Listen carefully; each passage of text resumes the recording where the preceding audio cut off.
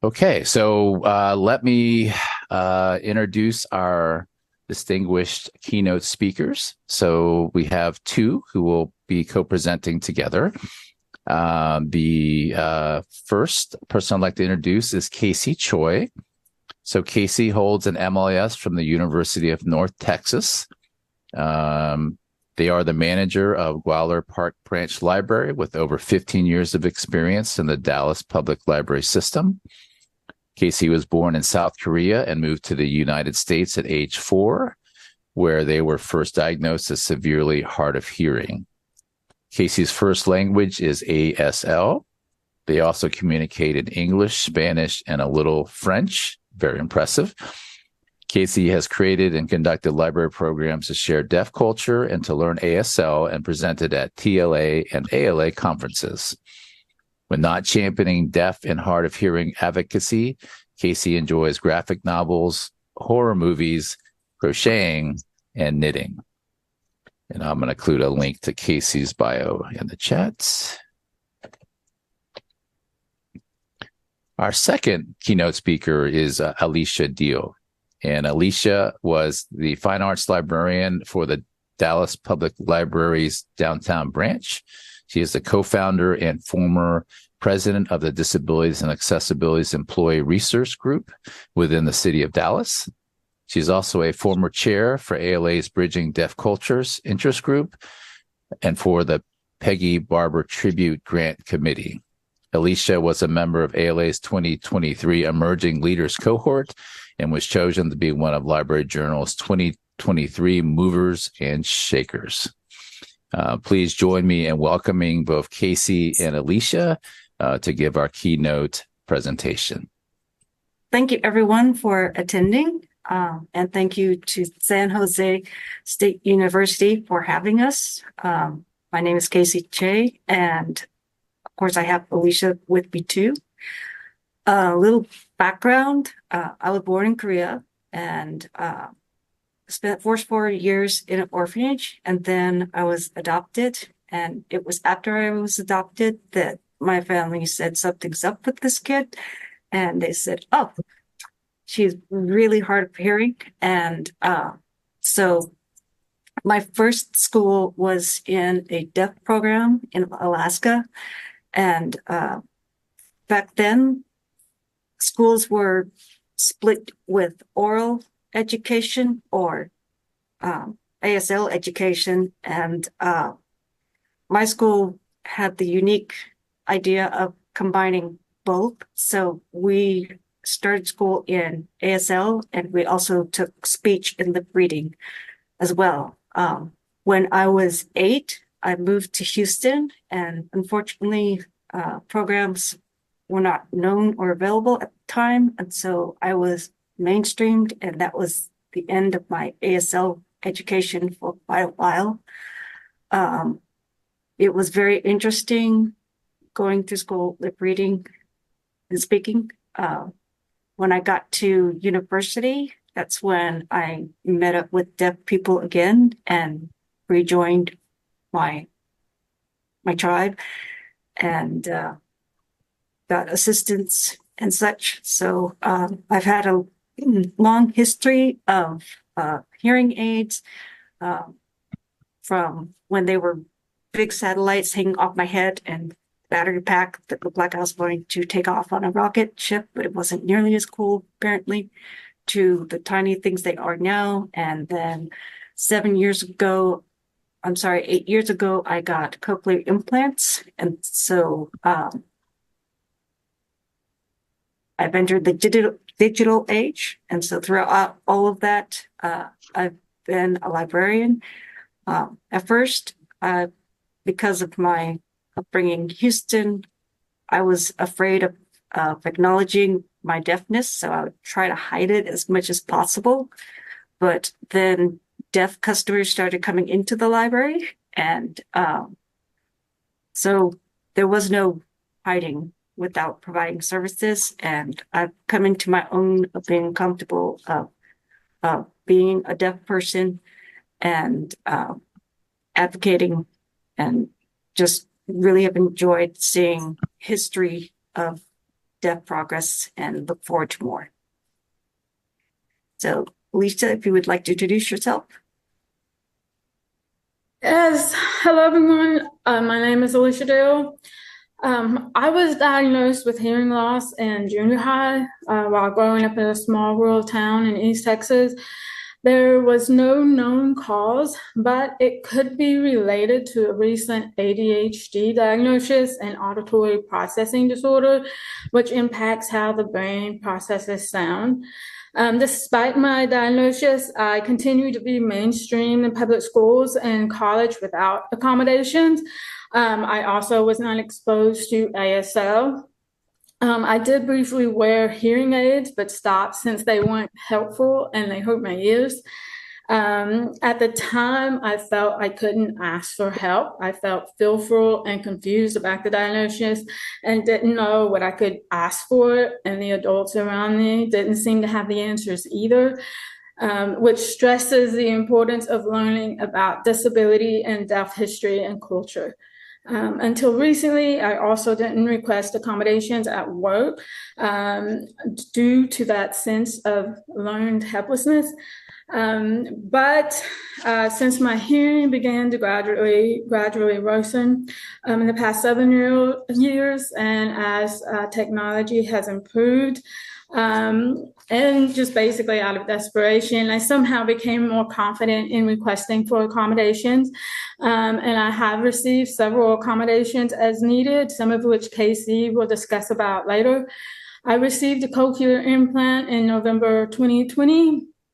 I finally started learning ASL in May of 2022, but I'm still not proficient and I've had to take a break from learning due to chronic health issues.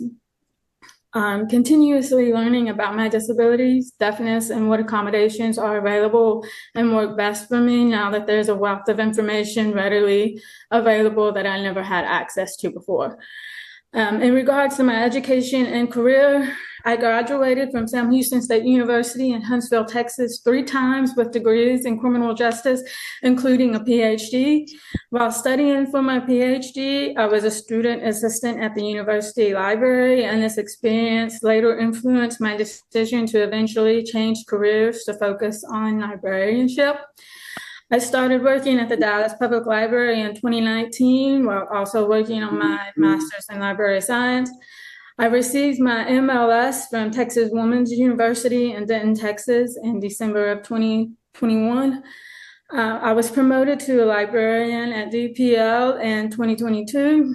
And as noticed previously, I also have served as a chair for ALA's Bridging Deaf Cultures Interest Group and was the president and co-founder for the City of Dallas's Disabilities and Accessibilities Employee Resource Group. I recently left my position there at the library to focus on recovery from chronic health issues, and I'm looking forward to my next adventure.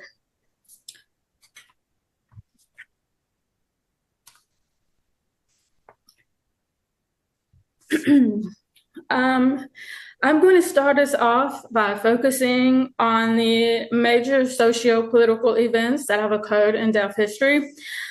Before we begin, I want to make note that some of these historical facts are distressing. However, understanding the challenges and tribulations faced by the deaf and disabled community throughout history is essential for a comprehensive appreciation of our experiences and contributions. While celebrating achievements and milestones in deaf history is important, acknowledging the systemic discrimination, marginalization, and oppression that deaf individuals have endured is equally crucial. Learning about these challenges fosters empathy, awareness, and a deeper understanding of the resilience and strength of the deaf and disabled community. It also highlights the ongoing need for advocacy, accessibility, and inclusion. By studying both the adversities and accomplishments of deaf history, we gain a more nuanced insight of the complexities of deaf culture and are better equipped to work towards a more equitable and inclusive society.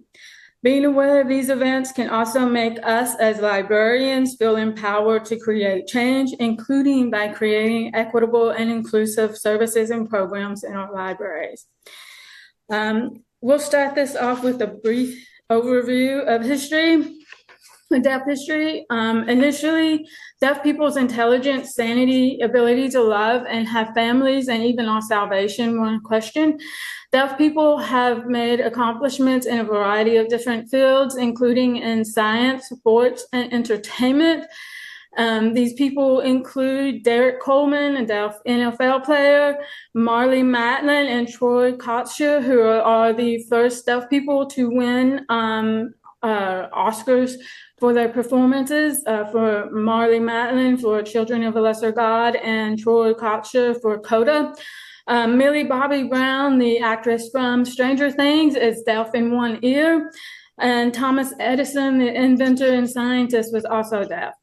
Through advocacy and legislation, deaf people have gained and continue to gain rights and equality. Our timeline here in the U.S. begins in 1817 with the founding of the first school for the deaf in the U.S., the American School for the Deaf. It was founded in Hartford, Connecticut, and founded by Thomas Gallaudet, a hearing deaf advocate, and Laurent Clerc, a deaf French teacher that Gallaudet recruited.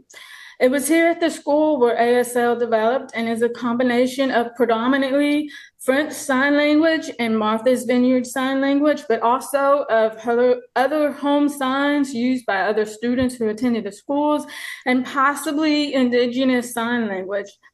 Martha's Vineyard Sign Language was created from the home signs of the local population of Martha's Vineyard Island at the time, where there was a high incidence of deafness via hereditary causes. Since so many deaf people lived in the area, both deaf and hearing people communicated via sign language.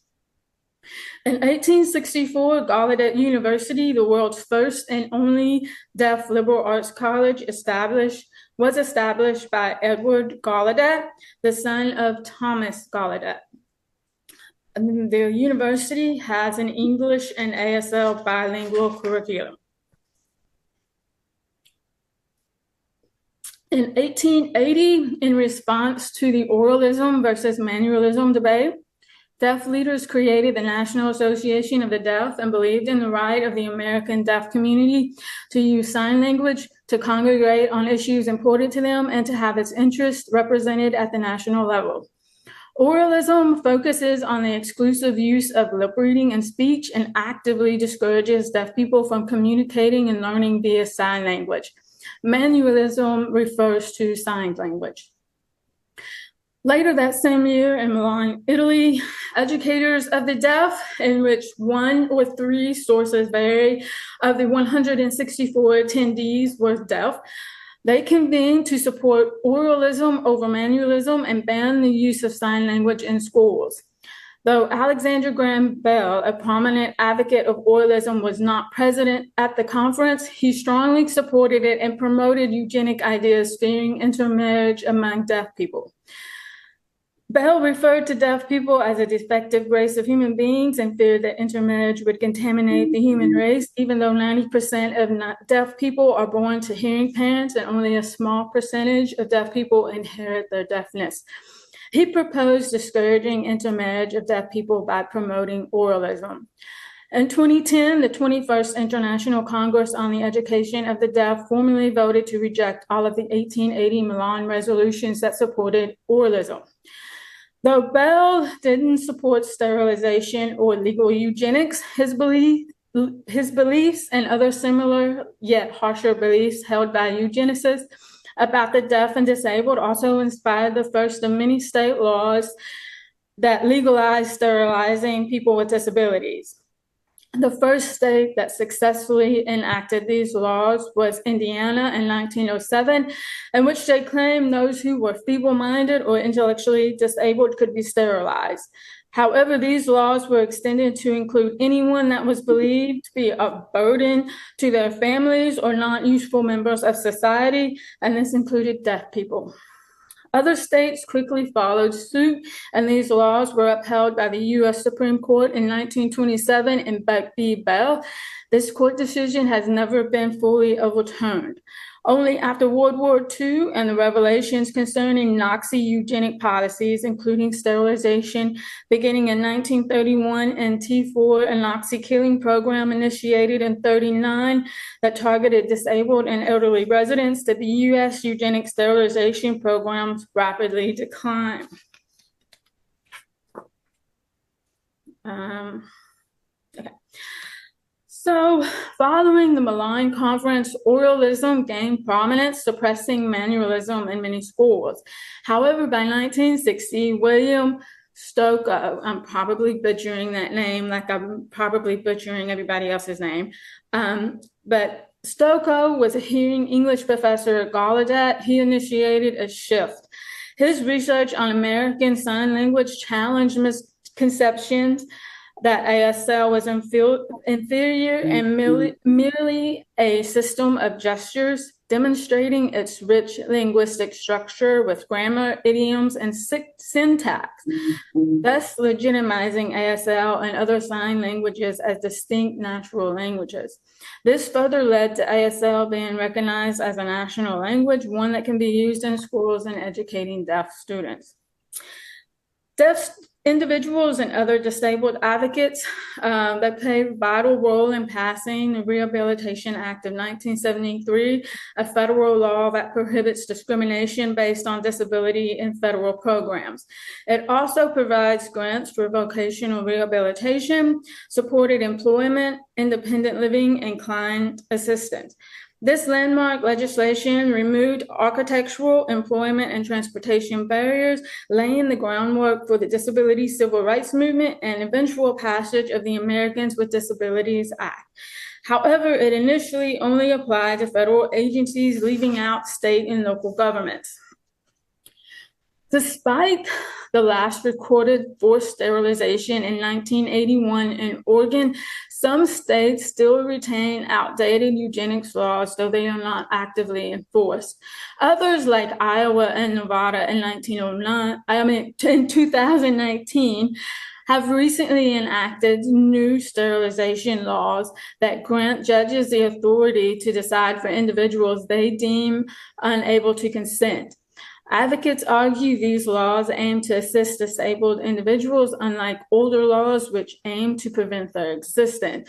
However, a 2019 report by the National Women's Law Center revealed these decisions often target individuals under guardianships, with 31 states and Washington, D.C. permitting forced sterilization. Additionally, 17 states allow permanent surgical sterilization of children with disabilities. In March of 1988, students at Gallaudet protested the appointment of a new president, Dr. Elizabeth Zinsser, the sole non-deaf candidate from the final pool of 3 candidates. The students overwhelmingly supported a deaf president, and after Zinsser's resignation due to the protests, I. King Jordan became the first deaf president of the university since its founding. This protest movement highlighted the importance of representation. On the heels of the Deaf President Now movement, or it's referred to as DPN, momentum gained in support of the passing of the Americans with Disabilities Act in 1990 after disabled and deaf folks came together again to protest in favor of the new law. The implications of the DPN protests brought much attention to the plight of people with disabilities who were still being discriminated against.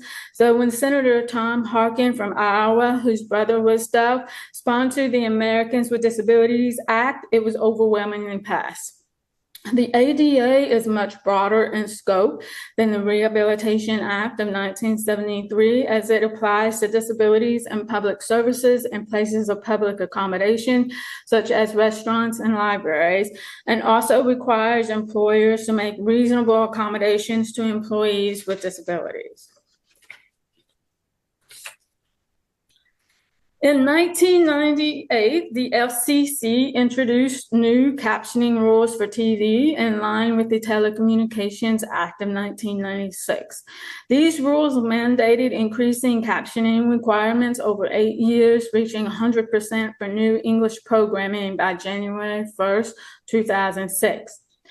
In 2005, Deaf Gain was coined by Aaron Williamson, a performance artist, when he shared his story about becoming deaf later in life. He noted that he had consulted many doctors who repetitively told him he was losing his hearing, and never was their response something of a game.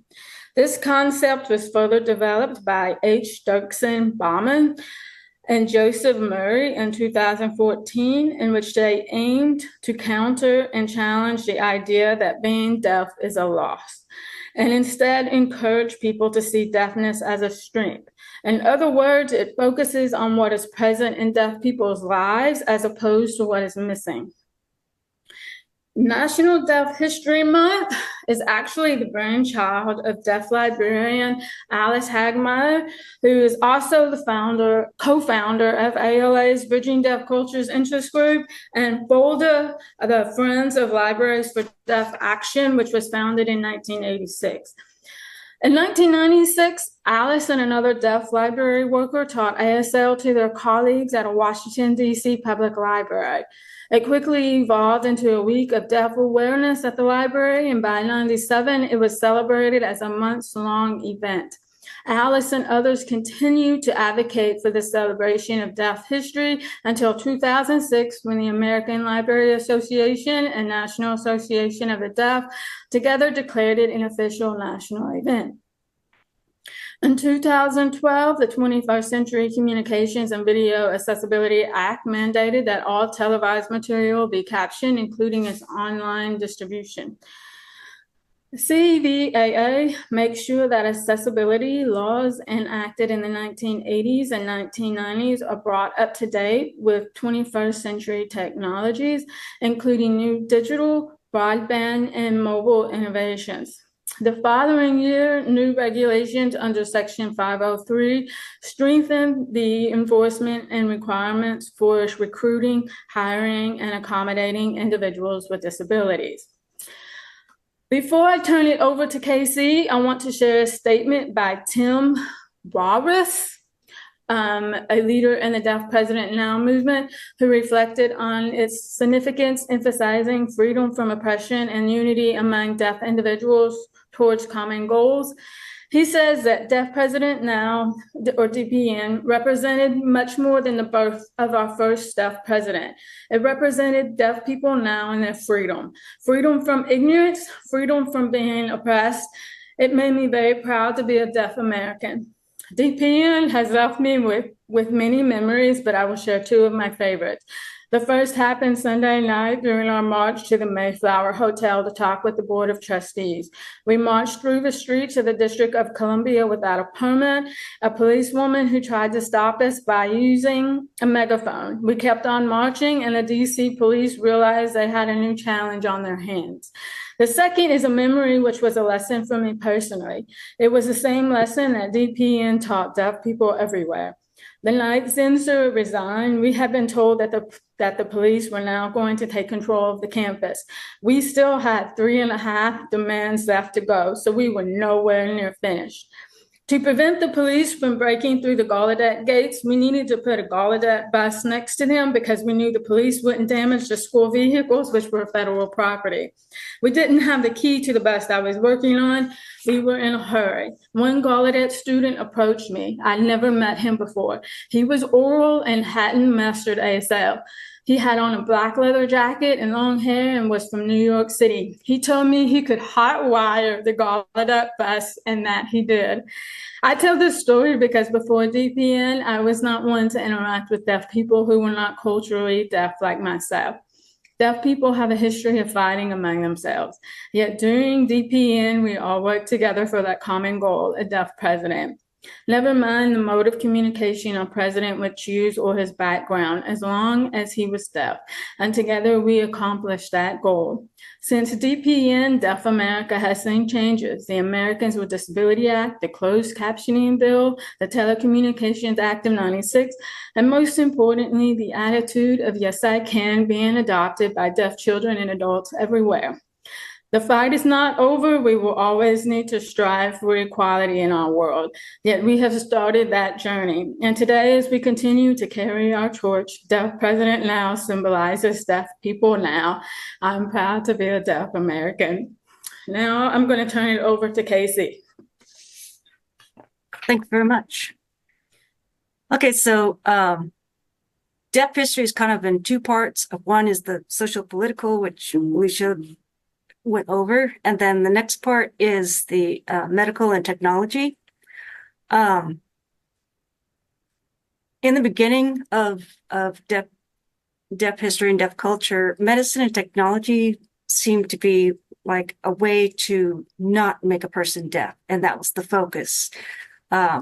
However, it's been really nice to see that over time with advocacy and legislation and technology, that the focus has been more in how to accommodate a deaf person and not cure them. So, and this graphic here just shows you how hearing devices have evolved over time. My hearing device looked like the third one over from the left, and it's gotten smaller over time. And now they have Bluetooth, and it's really amazing. So in the beginning of addressing hearing loss and deafness by hearing people, we had ear trumpets, the funnel thing that you stuck in the ear, and well, it didn't help very much, but some of them, I have to admit, look pretty stylish. In 1901, the first electric hearing aid was invented, and it was this huge machine, kind of like the first computer was, and you pretty much had to sit next to it to hear anything and be attached to it. It wasn't until 1950 that the first behind the ear hearing aid became available. And so the comfort of hearing devices was improved. I guess that could be debatable. When it comes to TTY and deaf people being able to use the phone, 1964 is where that started. Robert Whitebread, I hope I said that right, and AT&T developed the TTY, which is a relay machine. It looks like a little keyboard with a very tiny dot matrix screen, and you type what you want to say, and then the person on the other end also types and says what they want to say back. Problem with it is that at the time, both ends of the party needed TTY. So when I grew up with TTY, I didn't use it very much because finding someone who had the device on the other end was hard. So usually my grandmother would call and say, "Hey, can Susie come over and play? What time?" Great. And then she'd tell me. So, so grandmothers were a better technology than TTY for me. In 1972, the first captioning for television was created, and it was enacted in 1980. Back in the day, you would have this box that would sit on the television, so you couldn't just do, well, we didn't have remotes then either. This is how old I am. And just turn on the captions. You had to have this box wired into the TV so that you could get closed captions. They were expensive. And so at our house, we'd have closed captions, but then you go up to a friend's house and they wouldn't have closed captions because they didn't have the box. In 1984, the first cochlear implant was created. And so I actually know people who were implanted about that time. And so it's really interesting hearing about how their cochlear implant has improved and changed over time. The cochlear implant, it's a implant that actually goes in surgically into your cochlea, which is amazing because the cochlea is the size of a pea. And I don't remember then, but it had, I think, 10 electrodes to begin with, and now we're up to 22, I think. So technology keeps making bigger, better, louder, and such. In 1991, the first webcam came out, and this isn't considered to be a deaf technology per se, but deaf people took to it like gangbusters, because suddenly you didn't have to ask your grandmother to make a call. If you and your other friend had a webcam, which a lot of people were starting to get, you could sign with each other and have video conferencing, as long as your dial-up network was fast enough. In 1994 is when captioning devices came to movie theaters. Don't know if you knew about this, but most common movie theaters have captioning devices. You go and ask the manager, and this thing with an arm comes, and it has its own little screen, and then it captions what the movie is saying. So you can watch a movie in real time with your hearing friends, and not just sort of wing what's going on the screen. At the same time, smartphones also came out, and the importance of that is that with smartphones came the popularity of texting.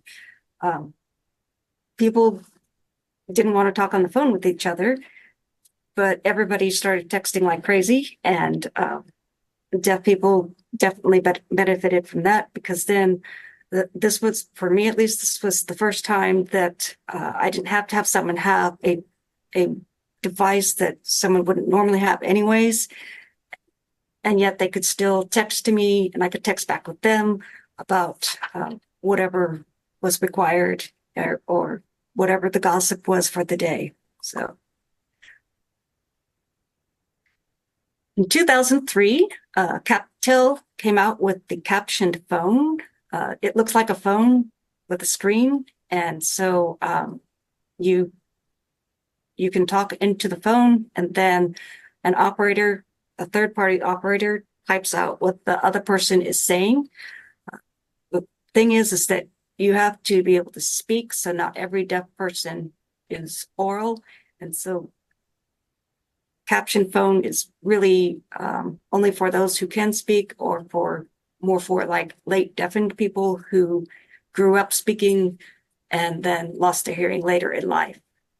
The other thing that happened is that webcam became official with Skype. And so all of a sudden, people are Skyping back and forth with each other and having meetings and all kinds of things. And especially during COVID, Skype exploded.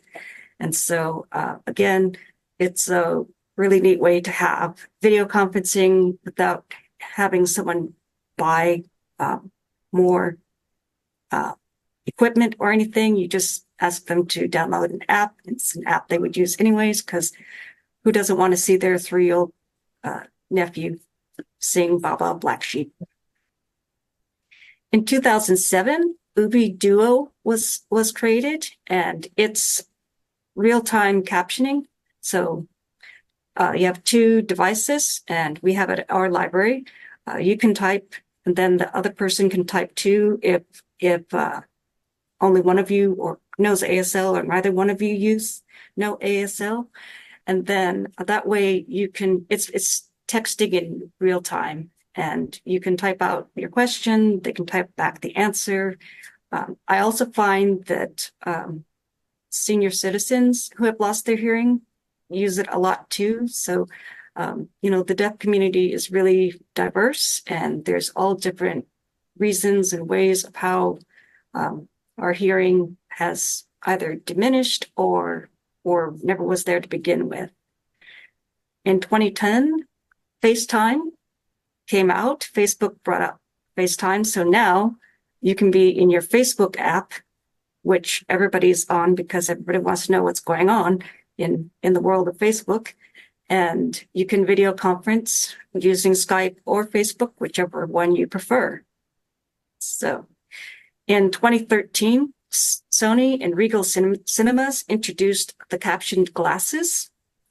So what it is that the movie screen already has the caption on it, but you don't see it unless you have the magic glasses, and you put them on and you go, oh my gosh, there's words on the screen and it's saying what's going on in this riveting drama.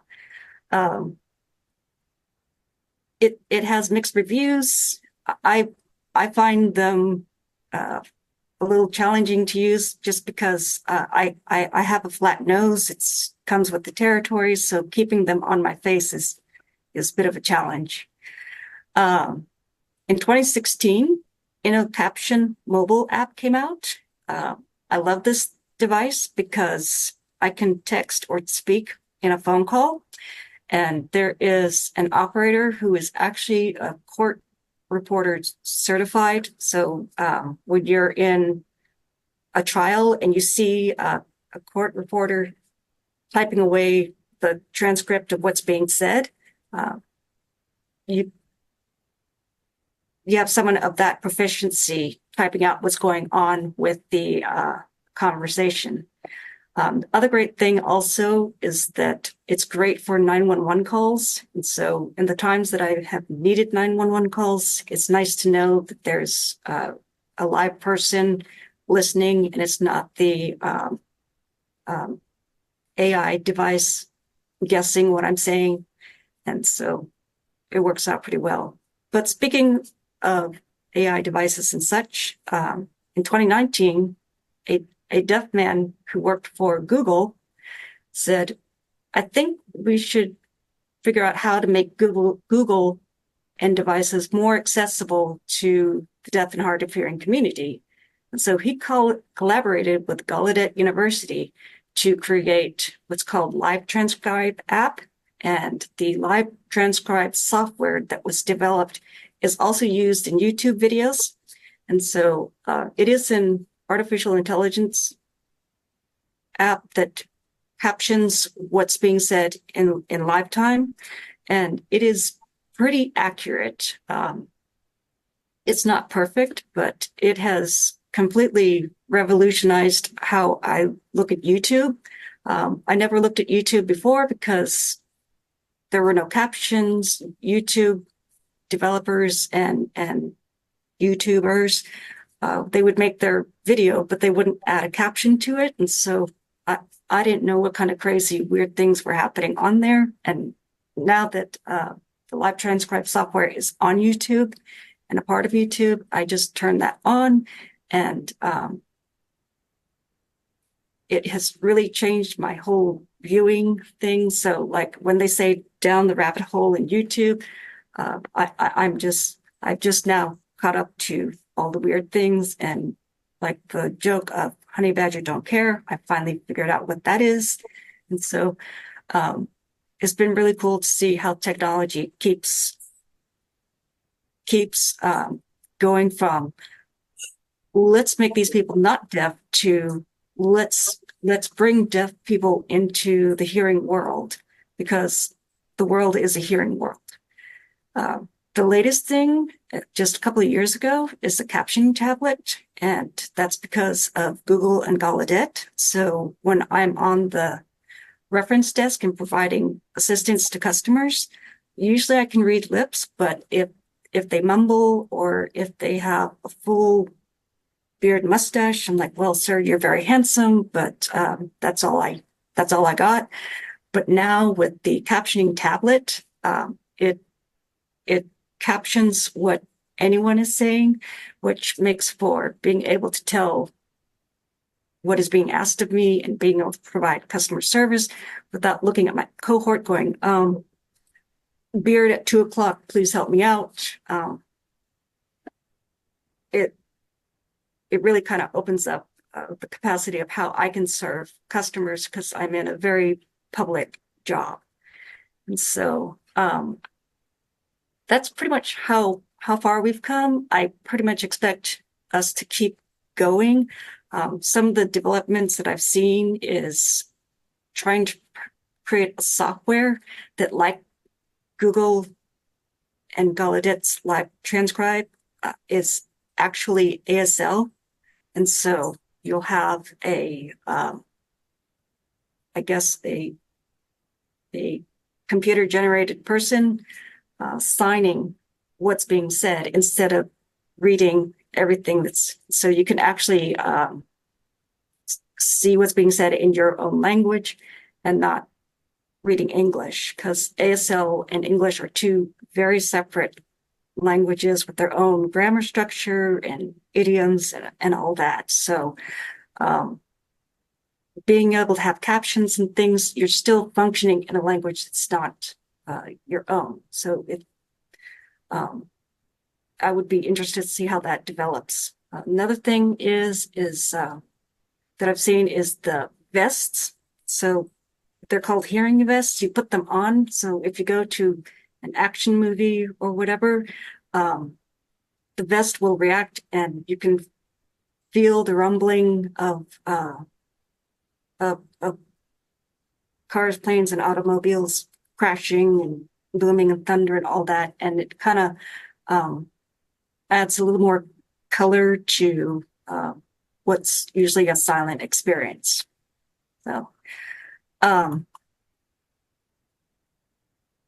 So in the closing statement that we have is basically there's two worlds.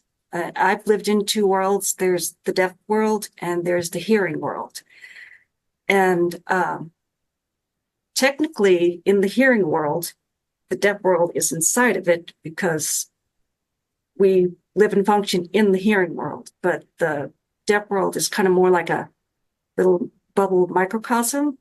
And with changing attitudes and changing technology, that I hope we continue to roll forward with that, that the barrier of that bubble is dissipating so that pretty soon, it's my dream that we have that the deaf world inside the hearing world, and that we really are a part of the hearing world and vice versa.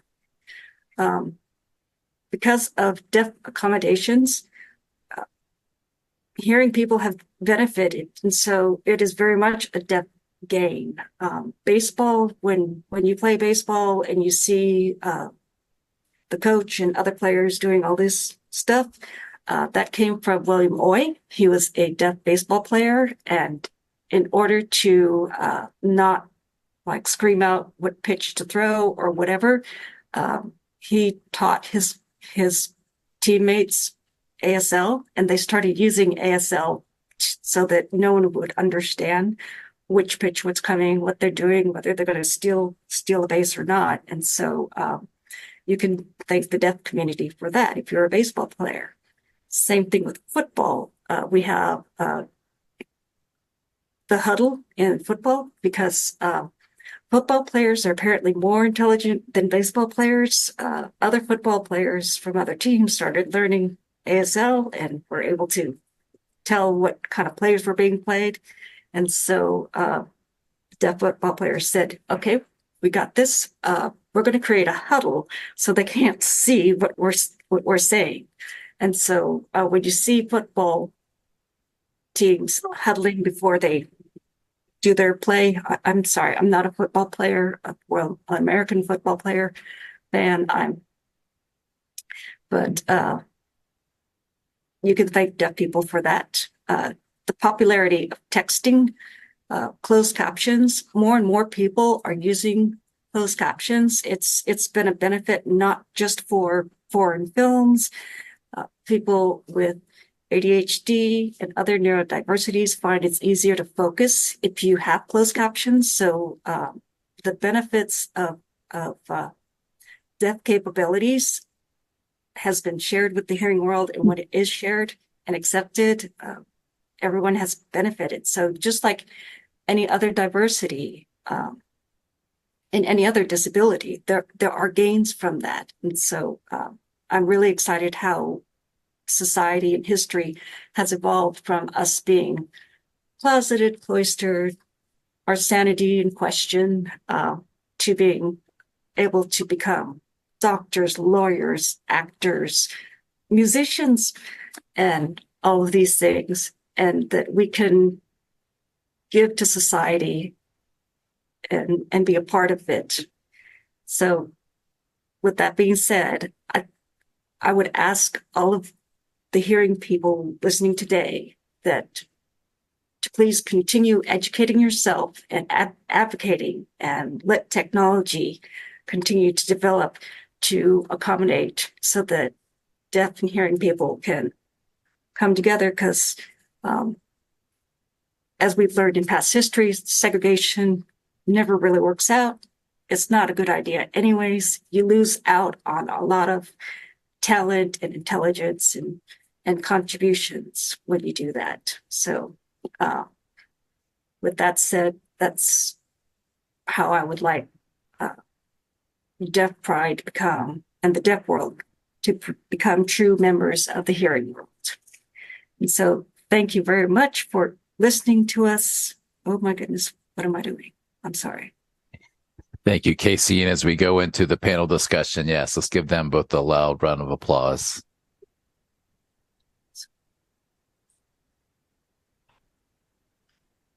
So and Casey will moderate the panel discussion, the next segment. Thank you, Casey. Absolutely. Thank you. So, and this is for any and all of you who please answer as you feel comfortable. First question is, how have you seen the deaf community's identity evolve over the years?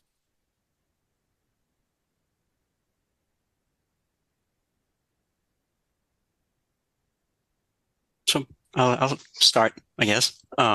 So as, I guess, only hearing impaired or hard of hearing, whatever label I choose this day, I'm not in the deaf community, but I will speak to comic books. So when I was growing up, the only time I heard any kind of deaf community information was from The Incredible Hulk. So the actor who played the TV version back in the 80s was Lou Ferrigno, who was completely deaf. So that was like the only time I came across it. I wasn't wearing hearing aids at the time, but I was collecting comics at the time. And so it was interesting to learn from the Disney Plus show, Hawkeye, that came out a couple of years ago, that him being deaf or hard of hearing was something that was in the comics around the same time. So it's interesting for me to see that something that the deaf community was aware of, because you have to seek out people like you, right? They knew about it from like 1983, and it took until 2015, 16 for a TV show to come in and actually address Hawkeye's hearing aid. So.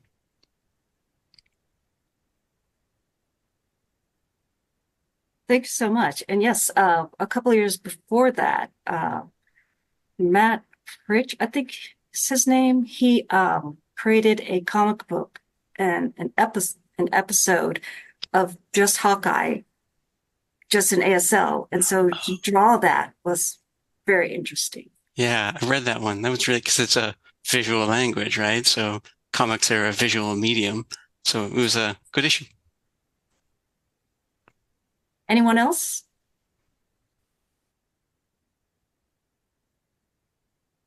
Hi, this is Evelyn. I think for me, I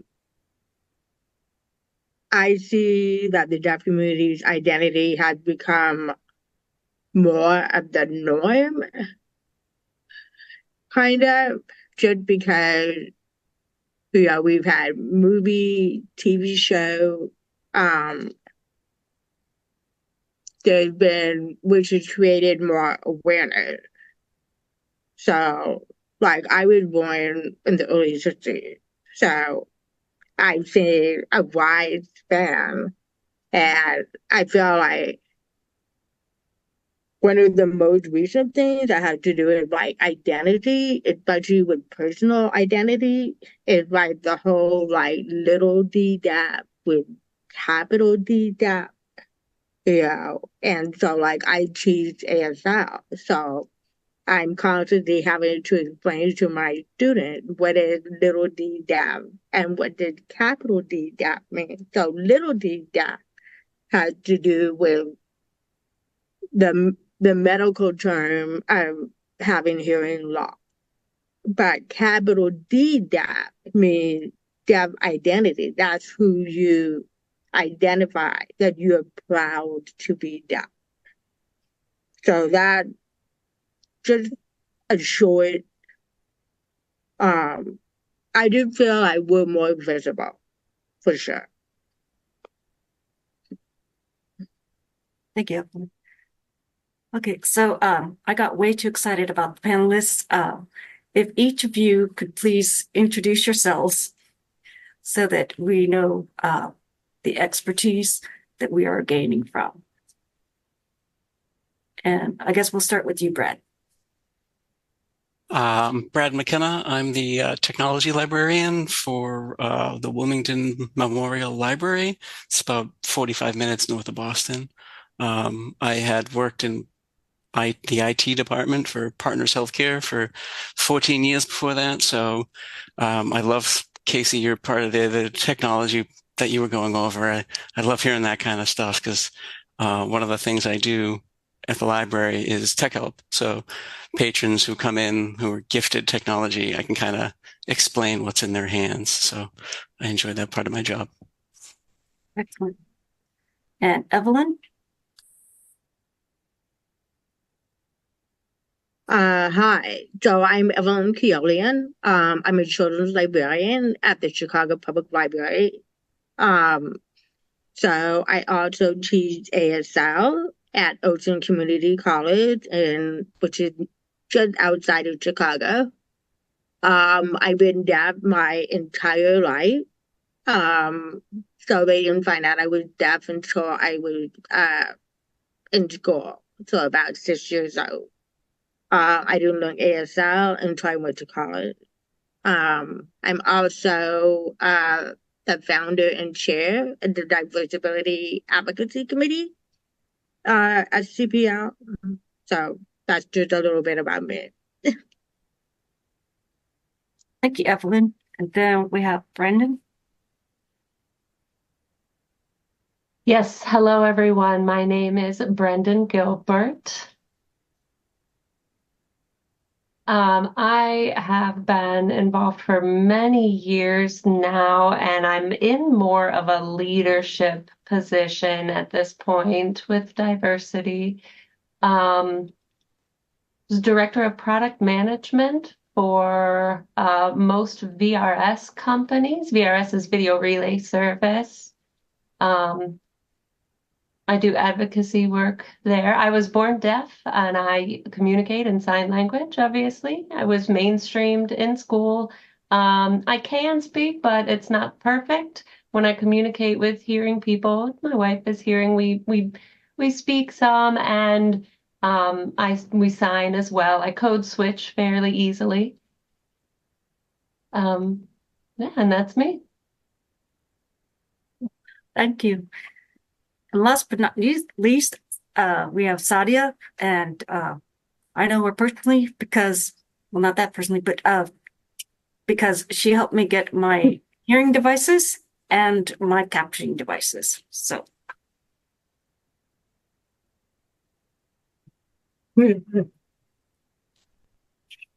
hello everybody. My name is Sadia Khan. I'm from the Dallas area. I was born deaf. I work in vocational rehab for an agency in Dallas. I've been here for about 14 years, and the community I serve is primarily the deaf and hard of hearing community with a goal of employment. And that's it. Thank you. So that's our panelists, and I believe we have a question from the audience. Paul?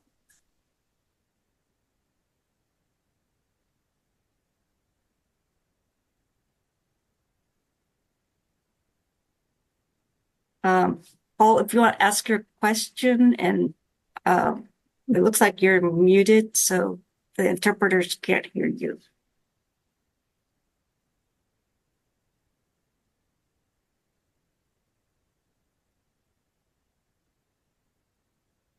I do know who Paul is. This is Brendan, so and he is deaf, so he'll get on video here soon.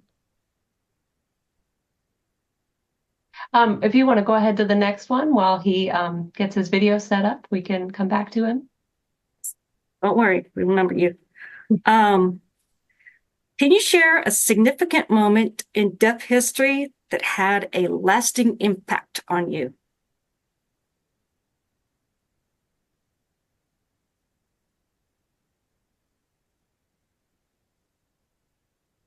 Okay,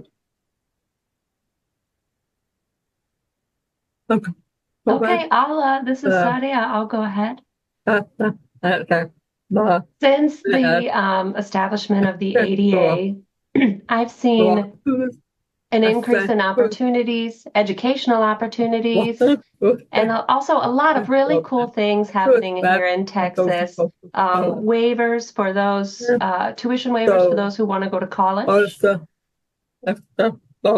I've also started noticing people coming to me needing assistance to get their CDL license, and the National Association for the Deaf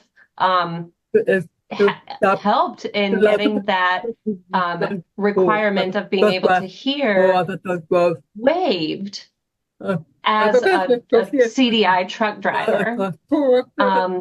Over the past couple of years, I've had 2 people successfully get their CDL license. And that is something that makes me very proud. I'm so happy to see them successful and achieve their goals of being a truck driver. Great, thank you. Evelyn, I think you had something? So I put 3 on my list. So the first one was the movie adaptation of Children of a Lesser God, came out in 1987. So I was in college. So that was like a big deal, because you have the movie mainstream America that comes out that's about the deaf world. Yeah, so that was like a big deal. And then I remember Deaf President Now. So that was like about 3 months before my first daughter was born. So, yeah, I remember seeing it on the news. And then I'll never forget, like before, if you wanted captioning on your TV, you had to buy a special little box. And I'll never forget when you didn't need that box anymore. Yeah. So that was just like amazing. So those are the 3 things for me. I mean, out of the many things that have happened.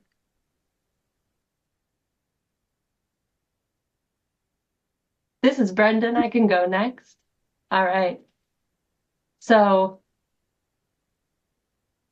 I wanted to add a comment about VRS services. So probably 20 years ago, communication access really improved. It used to be the TTYs, which were terrible. There was a delay. You had to deal with typing skills and slow typing, and TTYs aren't used really anymore. VRS is the most popular. The second huge technology increase we had was with these cell phones, smartphones. I can call anyone with this.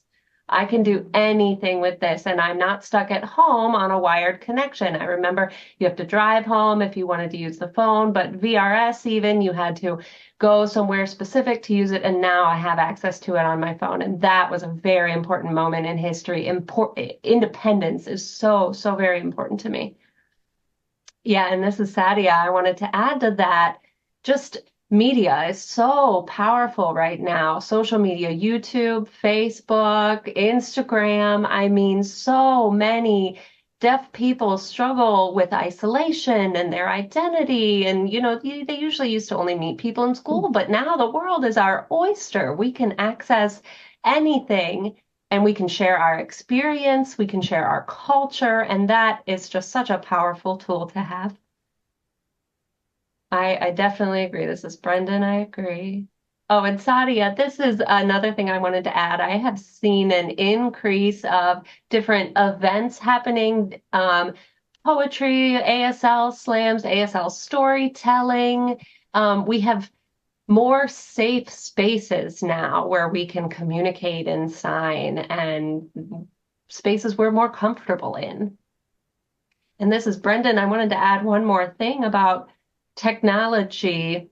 It has really helped deaf people get those higher level jobs as well. You know, there's Zoom meetings and so many opportunities for accessibility, and that has really affected us as well. And really, this is Sadia. The point is the exposure that we are able to access now, and that is able to help us navigate to success. Very much so. Thank you.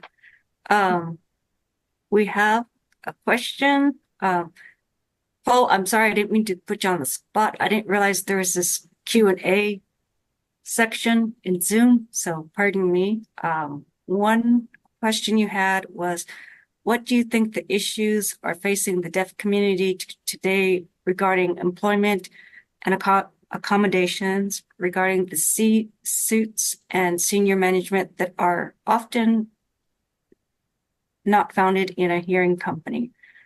How can that be changed or adjusted for more of us to enter the level of management, even with years experience under our belt?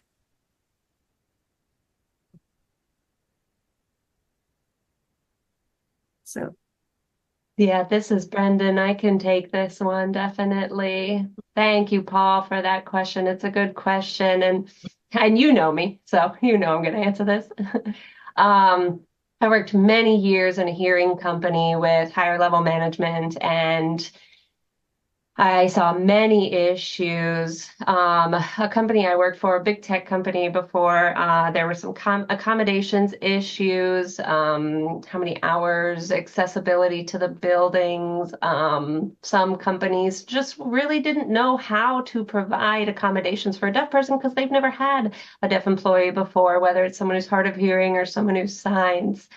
But there was no basic understanding of how that works. And so I would push and explain, and they eventually did understand and things improved, but it's important it's important to have the leadership buy-in, you know, to include everyone from top down, because if not, you're going to, you know, try and crawl your way out from the bottom up, and you're going to have to work harder.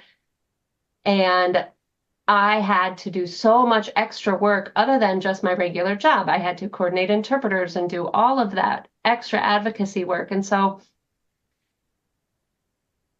a company like Microsoft, they are going to be aware of the opportunities and the improvements needed, but other companies are not. You need leaders who themselves can run the group within the company, and there are so many different moving pieces, parts of a company, and what's important to know is experience and training, and you need more people at that higher level, because typically the people at the lower level don't have the power to do anything, and things move from top down. So for example, you need more execs, more people at the executive level who themselves are deaf or disabled. So again, Microsoft, I'm going to use that as an example again. They have deaf executives.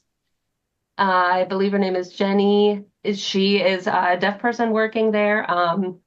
And it's important to get those people in a position of power so the change can work from the top down. But I don't want to overtake this entire question here for the panel, so I'll open it up to the rest of you if you want to speak on that.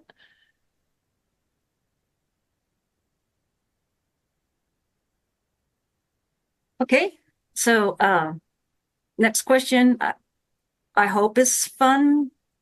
We can all laugh a little bit sometimes at our experiences and trials, but what are some common misconceptions about deaf culture that you would like to dispel? Who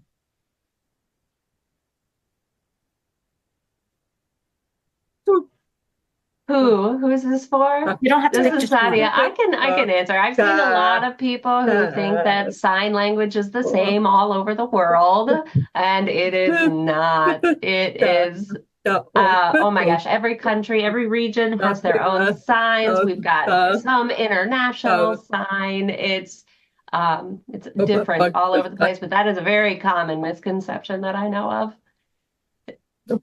This is Brendan. Yeah, related to that. All deaf people are not the same, just like no hearing people are the same. I mean, it's not a one size fits all for everything. You all hearing people are all different and individuals, so that's another misconception. Well, you can see from this panel that we are all the same. I'm having a hard time telling the difference between myself and Evelyn. I'd like to add to that, that I have problems sometimes when I tell people that if I choose the word deaf and I have hearing, so I've been wearing hearing aids for 20 years. I've had hearing problems my whole life.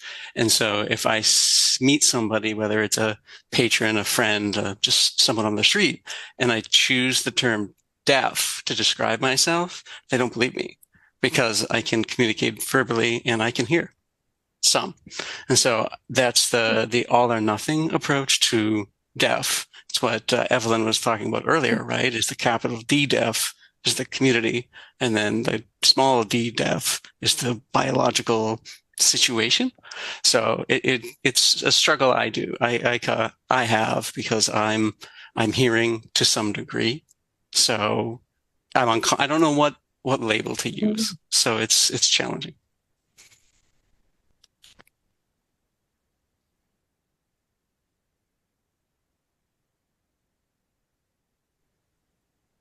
Any other Mythbusters? Yes, Evelyn. I have one that I want to add. One of my most annoying things that I've heard from people is that, I mean, often many people will say,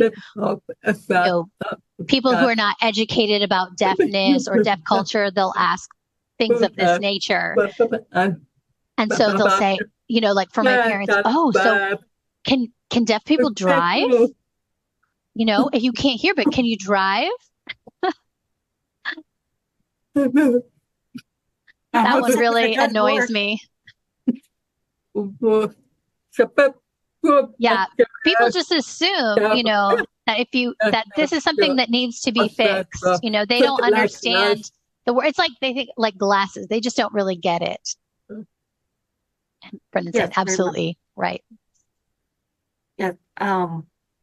For me, all the technology and hearing devices that I have, in my mind, it's reversed. It's me accommodating the hearing world.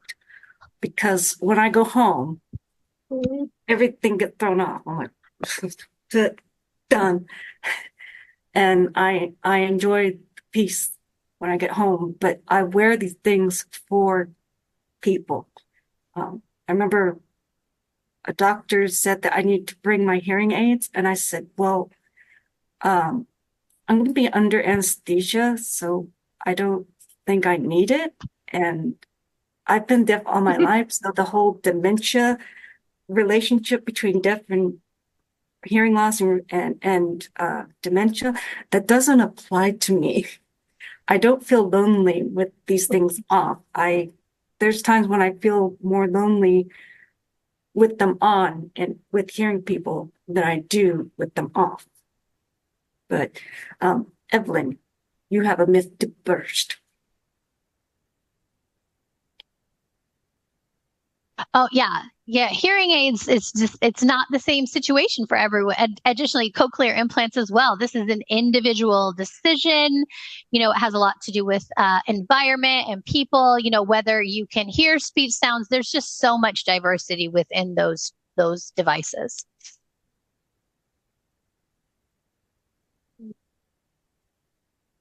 So I was going to say that many people think that all deaf can read that. But no. And even for me, like reading left can be hard. Like somebody said something about, I think it was Casey, about like beard, mustache, or if someone has an accent, or if you're just not used to that person. Yeah, because no one speaks exactly the same. No one. Yes. And I have a comment from an attendee. It says, having a deaf accent does not mean you're dumb. People misunderstand this with some deaf people who are very intelligent. Thank you. That is so true. Growing up, I did not sound like this. This has been, well, several decades in the making. But when I had a more of a deaf accent in the past, my intelligence was questioned, and my answer was, well, to be a librarian, you have to have a master's degree, and I'm a librarian. Okay, so next question, and this is fun, and it doesn't have to be just one. You can have more. We don't judge. Who are your deaf heroes and why?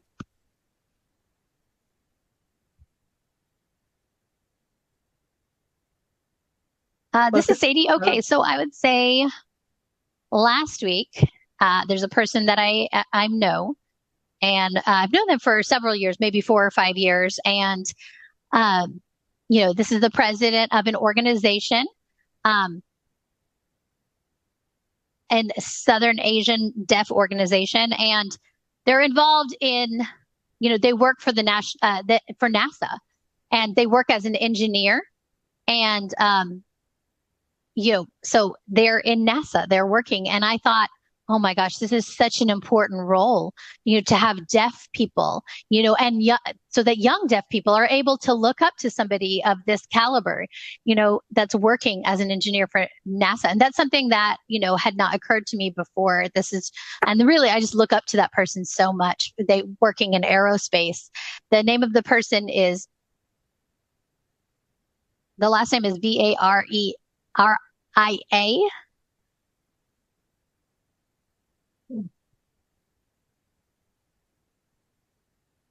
I would say that, like, for people who work really hard to get through and be successful in life, like, for example, being born deaf, and then being able to be accessible. Engineering is a place that's very hard for deaf people to have access, because there is so much judgment involved. There is this perception of a lower state.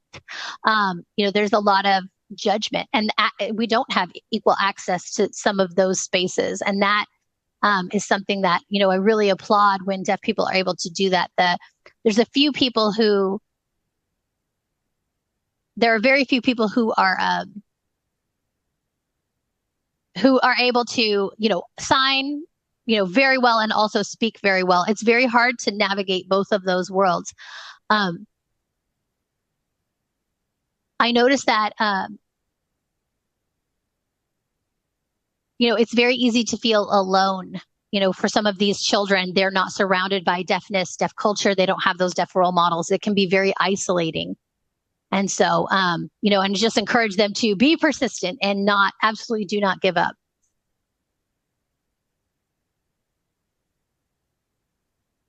Evelyn. So I have 3.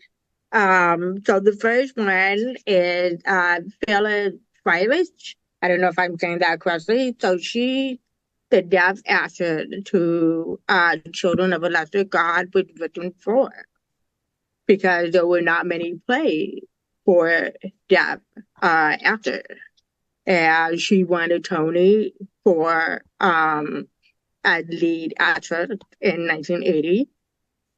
And did you know that she got her bachelor's to be a librarian, but then she ended up, having an acting career. And she was also a founding member of the National Theater of the Deaf and an activist for deaf people. And then the second one is Sarah Novak. She's a writer, creative writing professor, and the author of books including Girl at War, one of my favorite books, and True Biz, as well as being a deaf activist. And the amazing thing is she's only 37. And then the third person is Niall DeMarco. And I will admit that at first I was not a fan. But then I read his memoir, Deaf Utopia, a memoir and a love letter to a way of life, which got me to actually like binge watch America's Next Top Model when he was on the show and won. And then I loved he was the creator of the Netflix miniseries of Deaf You, which is the reality show of deaf and hard of hearing characters at Gallaudet. So those are my three current top deaf heroes. Before we go to the next person, I wanted to add that the person that I had mentioned before, their name is already well known, in history, because you can see them mentioned in museums. Their name is already there, so it's pretty phenomenal. They're already a part of history, and that really just inspires people to reach for this thing that seems to be out of reach, can be a part of NASA and aerospace. I guess I'll finish it off. I have two, and they're both kind of bookish. And so the first one is Laurent Clerc, right? So he helped create ASL, and I've taken a few ASL classes, and I just don't have the time to devote to like the study it needs. But the language is so full of puns. I love it. I love how it's such a fun language to learn, but it's a lot to it. So without him, it wouldn't be around, right? And the other one is Sherry Eberts. So she wrote a book called Here and Beyond. And so she's a hard of hearing author. And after reading that book, it really gave me the courage to kind of speak up for the accommodations that I need to do my job, right? I mean, it was in the height of COVID, and masks were everywhere, and the library was closed, and so we had to use phones. And I have so many problems with the phone. The phone systems of the library aren't great, and I have had T-coil settings in my hearing aids for 20 years, and I had never used them because I didn't know how. I didn't know what to use them with. And so one of the things I had to speak up for was a T-coil headset, so I could actually do my job. And so without that book, I wouldn't have. So. We have a question from attendees. How do you handle people's immediate reaction to a deaf voice or when they mock sign language by making random gestures? In a library situation, do patrons ask for other staff or avoid interactions because of these things?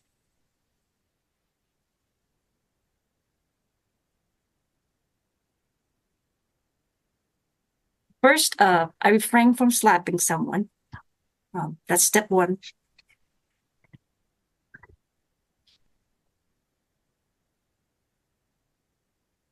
In a library setting,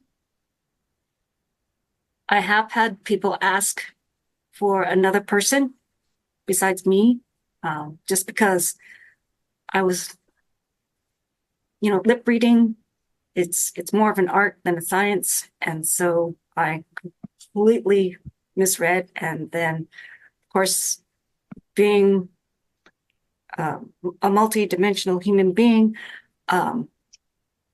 person was like, I don't know if they're deaf or they just don't speak English, but I need someone else. And so it's like, well, now I've been assaulted on two fronts.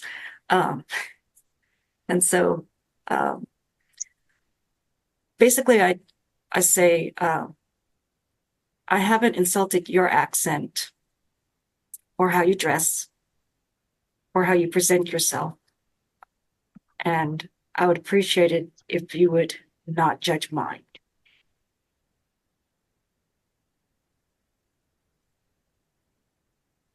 Sadia. Yeah, people, they tend to, think that deaf people are very, gestural, like over the top. And then that, like, we are gestural, but that doesn't necessarily mean that we're angry. We have very clear facial expressions, but a lot of hearing people misunderstand that. They're assuming that signing big means immediately means that we're angry, and that's just not the case. Yeah, I've had an issue with that where I have noticed that, you know, hearing people tend to misunderstand. They think that I'm mad when I'm not, or they believe that I'm frustrated when that's the furthest from the truth. And so, they'll see me signing big and think that something is amiss, but, they're not, they're not getting all that's included there. So that's, I think that, and it's even funny. There's a funny situation with, a hearing wife and, being angry and explaining. And then, it's the facial expressions are just so important to understanding what deaf people are really trying to communicate. If there's frustration or misunderstanding, instead of just immediately assigning some kind of blame or fault or think, so it's just part of, like Casey said, yeah, we do refrain from slapping though. No physical violence.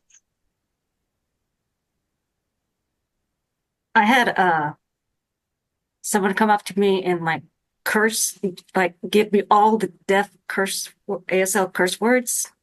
And it's like, I'm a proper gentleman. So it was kind of weird.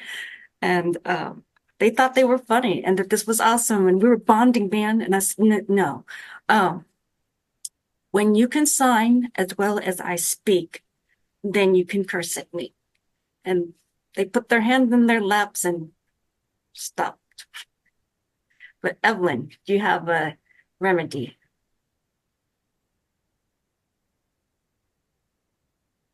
I find usually people are not going to say something to me, like to my face. If anything, they'll say something to like a coworker, and then the coworker will tell me, and there'll usually be a coworker who will like say, "Oh, she's deaf," or "She's hard of hearing." Yeah. So I also feel like I wish in different branches, and I feel like when people know that I'm deaf or hard of hearing, however they see me, that there's more awareness. So, and so I have my hair down today, but normally I have it up so they could see my hearing aid. And I feel like because there's more awareness around hearing loss, people have a tendency to make sure that I can see them when they're talking to me. So stop and turn and make sure I can see them. Yeah. So there's that. Like I said, I feel like there's more awareness. Yeah. So usually I don't have to say anything. It's almost like someone feels like they feel bad that someone's saying that or whatever they're saying that they're defending me. Yeah, because I may not hear. They're not gonna tell me. You know what I'm saying? I feel like people one of the reasons why people love social media is that you are not actually directly speaking to that person. Yeah. So I think people do not have the courage to tell someone directly. Or if they do, it's because they're bullied. So Very true. And this is Brendan, one more fun thing. Sorry to interrupt, but There are some people that have tattoos. So I have a tattoo behind my ear. It's the symbol for sound, but it's got a circle around it and a line through it. And so sometimes when that happens, I'll just turn my head and point to that. And that's kind of a fun way to deal with that. Well, apparently hearing devices have gotten way cooler than when I was in elementary school, because sometimes I get people saying, that is such a cool phone. Where did you get it? I say, well, part of it was inserted surgically, and it's not a phone. But next question, and in the audience, if any of you have a question, please hit the Q&A button at the bottom and type it in. So the next question is probably more for Brad, but all of you can answer. How do you see technology continuing to advance accessibility for deaf community in the future? Yeah, I think that the captions or the different captioning apps are fantastic. So I run a book group and it's hybrid. So we have some people in the room with me and some people through Zoom. And so we have a deaf patron who is able to participate in the book group because we have the captions. And I think that is just going to get more common, where captioning utilities are going to be so much better. I mean, they're not perfect. But I think that anybody who needs to use captions for anything realize that's going to be a thing. It's not going to be perfect. There's going to be humorous misinterpretations. But I think that the Bluetooth technology captioning is just going to be, it's going to be huge. I've been researching T-coil hearing loops for the library. But there's also Auracast that's coming out that's making use of Bluetooth technology instead of copper wires. So I don't know. There's going to be a time where there'll be both of them. But I think that the captioning technology is out there, and then the Bluetooth technology that's able to like stream things directly to our hearing aids are going to make it a lot more easy to be inclusive in any part of daily life.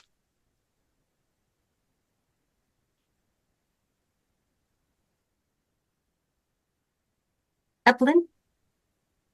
This is Evelyn. So for me, like the technology, when I was thinking about it, is like, here we have different, public transportation system. And so we have like what's called Metro. So it's like the suburban train. And so I noticed recently that when there's a special announcement, like the train is delayed or the train is going to be coming in a few minutes, there's a captioning on there. So, but if I take like the public transportation system CTA, which is a little cheaper, anytime like we got stopped, whatever, I can hear them talking, but then there's no captioning. So I'm like, when are you gonna step up? Or even at the airport, like if there's like a delay. I'm finding some airlines are starting to have like, the captioning, but not all. It's like baby steps, I feel. So I'm hoping to see that more and more and more. So, And this is Sadia. I've noticed now, yes, the apps that have speech to text capabilities, they are low a product of new startups. Oftentimes will try to do that with sign language. I'm looking forward to a huge transformation in the future. For example, like drive-through fast food places, those are not accessible. You have to drive, you have to bypass the speaker, drive to the front and write your thing. But sometimes they'll have like video interpretation or you Like know, a black- sign to speech or speech to sign options at the drive-through. But different areas, different places that you go are more or less inaccessible than other ones. Some places you're stuck writing something down. Sometimes you're stuck with a incorrect order, you know. And I wanted to add, this is Brendan. I wanted to add on what Sadia said. There is something that we've been working on for about 5 years, improving technology for the deaf. I mean, what's really cool, for example, restaurants or using any kind of assistive signing technology to, you know, at the pharmacy or the drive-through, oftentimes you had to pull over and drive, or you have your phone, you know, the hands-free phone with the video that can see you signing while you drive. But that might be something for later. And here's an idea I have for the future about sign technology, for example. This is like a 3D, I guess, version of something that would pop up and you could communicate with whatever that would be. And English to ASL translation technology, possibly using AI for that. You know, this is, again, very futuristic stuff, but my last example, trying to develop a way to figure out how to incorporate emotions in captions as well for as a built-in part of the captions. Yeah, now I'm starting to see it. I don't know if you guys have noticed lately, but the Barbie movie, for example, the Barbie movie had, you know, had someone signing like picture in picture. I know some people prefer captions, but to have, you know, the sign language interpreter in film, maybe in the future they will add that for more shows and movies, having someone signing, or maybe if more videos, maybe what if every actor could sign? Very cool. And to add to that, Paul asked, what do you hope to see improve within the next 5 years?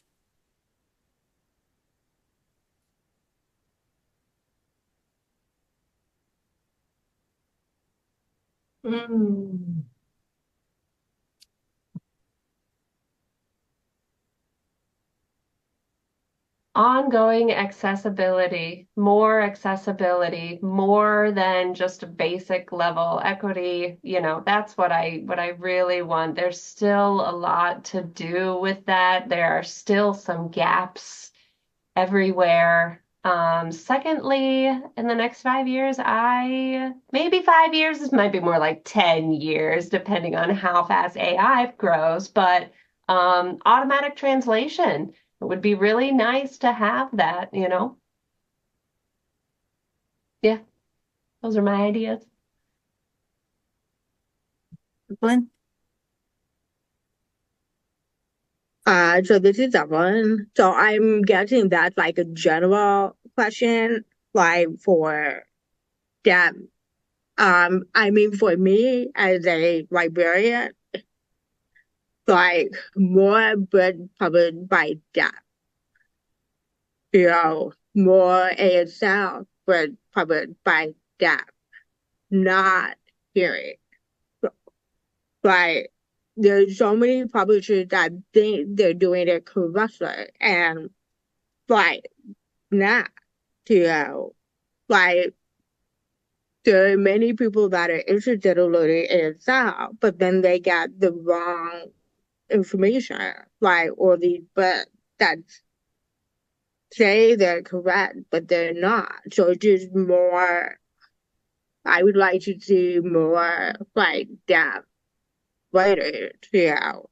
So whether it's children, but teen or adult, you know, not more hearing people writing about the deaf world.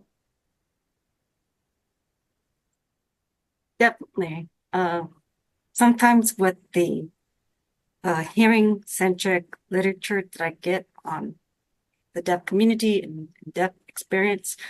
I feel like a hyena on National Geographic, and they're all looking at me and saying, and then it's like they're basing Oh, deaf people off of me. It's like, no, don't look at me. I'm a terrible deaf person, though. But yes, very much. I would like more representation of just like how we've made more people of color are writing literature and books and movies and art, and more LGBTQIA people are writing and creating and such. I would like to see representation of all of that too. So, from an anonymous attendee, they have a question saying, have there been any events or shifts in public discourse around deafness, sign language accommodations that feel like a step back in progress? What is one area that is severely lacking in progress that you're desperate to see growth in?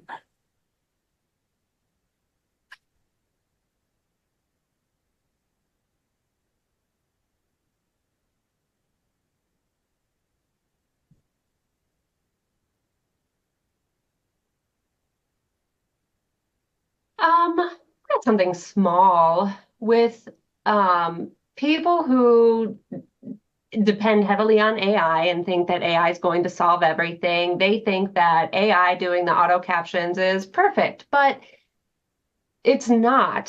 For example, like a big event, you can't do AI auto captions. You have to have a live person, because what if there's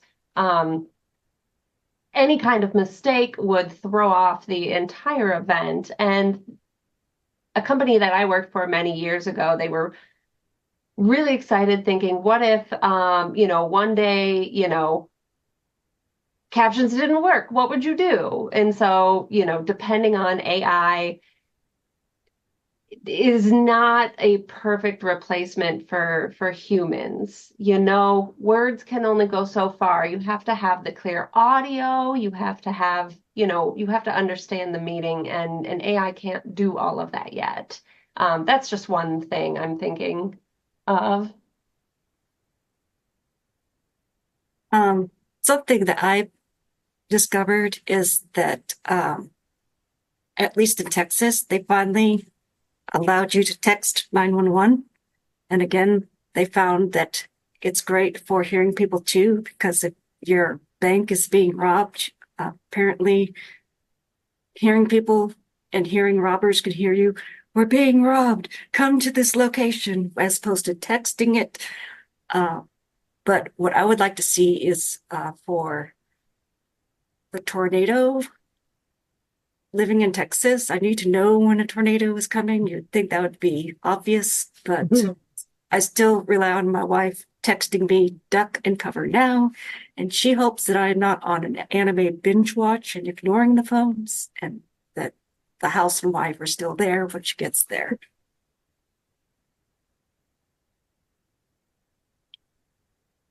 Same as me with the technology.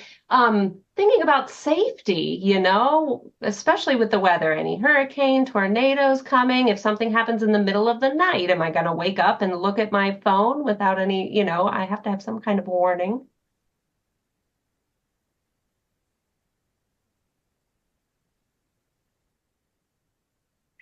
Okay, so next question I have is,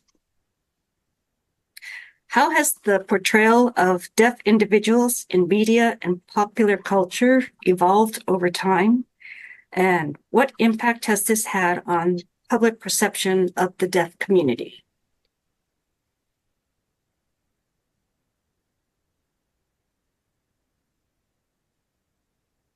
Evelyn. Hi, this is Evan. But I've been teaching ASL now for about 10 years. And on the first day of class, I always ask my students, why are you taking this class? So I feel like over time, and even just in general, like I feel like TV shows such as Twisted Birth, um, having like the different movie with true that representation just bring more awareness to people that they want to be able to communicate with the deaf community, whether it's at their job, like maybe they work at Starbucks or wherever. I find that so many of my students, they're not coming to become interpreters. They're coming so they can just communicate with deaf people that come into their store, maybe their church, their school, like wherever, just in their everyday life. So I just felt like with the media, there has been more exposure. But at the same time, if I hear one more hearing person say hearing impaired, I have to blame it on the media because I see it on the news, on TV, I see it in print, and it's like impaired implies broken, and the deaf community is not broken. They see deaf as something wrong. Should be fixed. No. So while some things have improved, there's still some things that I feel like they're catching up to them.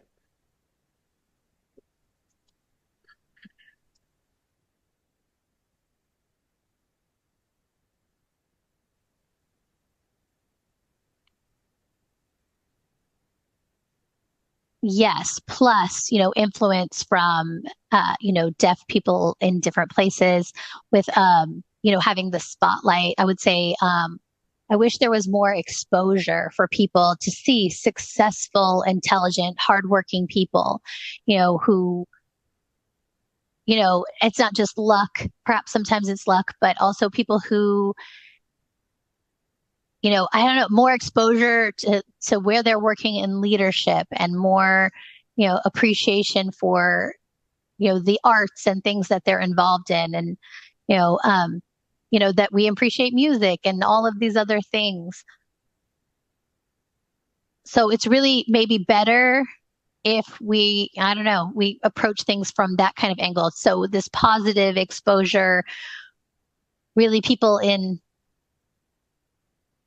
often have been just working hard in the background and more, giving them more of a platform and a spotlight. Definitely.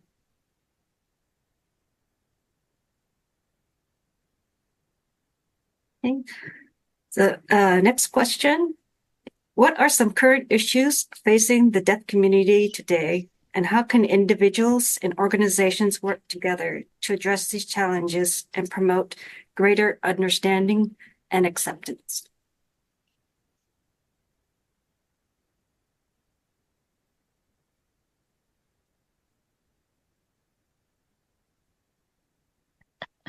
I threw a hard one, didn't warn you guys. I'm sorry.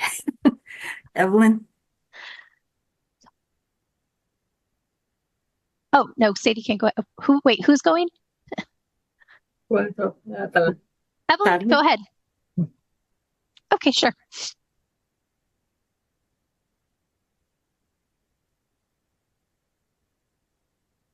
Sorry. So I've been recently reading about this experimental gene therapy that enable hearing in deaf children. So that happened as recently as this year. So, and of course, who is doing that is the medical field. So still doesn't feel like that is something that has to be fixed. So, but it's not fit like completion. So what does that mean? That children still need ASL. Yeah, so I really feel like I wish there was a way to let or convince the medical field that even if you do something to help or fix the hearing, we still need ASL. It's still part of who we are. That we can have both English and ASL or whatever your other languages are. You know what I'm saying? So it's like they think that this is a wonderful thing. I mean, maybe it for some people, but it still doesn't fit the completely. You still need ASL. You still need like language acquisition, whatever your language is.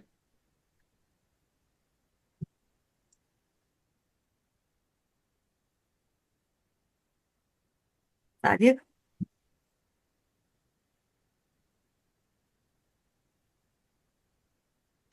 Well, I'm not sure if this fully applies to the question, but I have seen more and more often the use of interpreters for, like in the White House environment, for various government settings. I've seen them be involved in, national conferences, national emergencies. Interpreters are showing up, and they're using more CDIs, more deaf interpreters as well.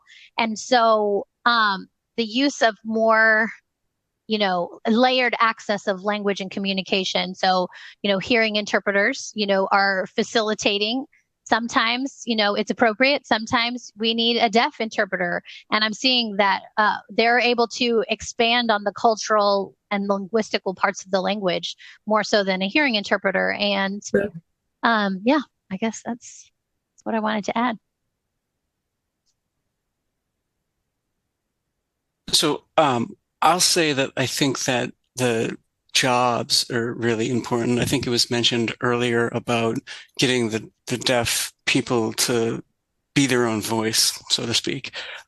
We were looking at my library, we were looking at like ASL classes or ASL databases, and it's amazing how many of those teachers are hearing. And I think it's a shame because you need to be able to, the people in the community should be teaching about their community. And so I want to see more of vetting the information, right? Vetting the source of the information. You see it on like Instagram, there's so many like influencers that are teaching ASL, but they're hearing.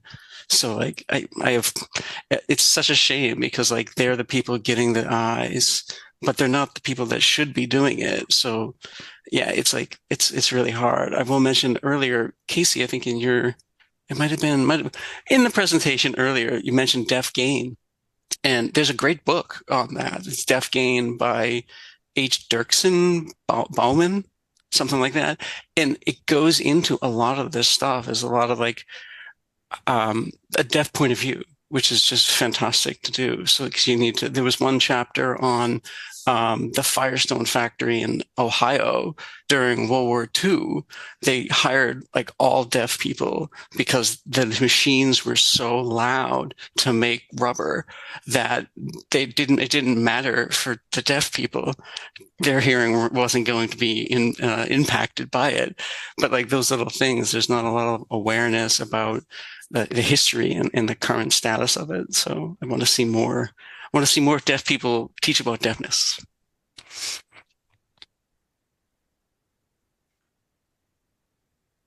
Yeah, Deaf Gain. For deaf people, typically, do, work in some of these environments.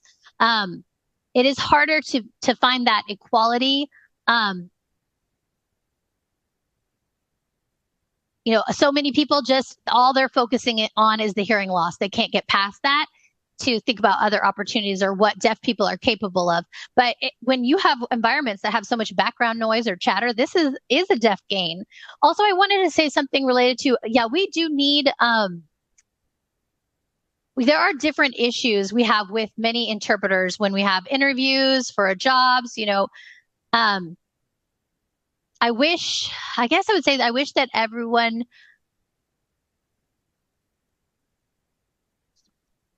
sorry, the interpreter is lost there. This is a perfect example.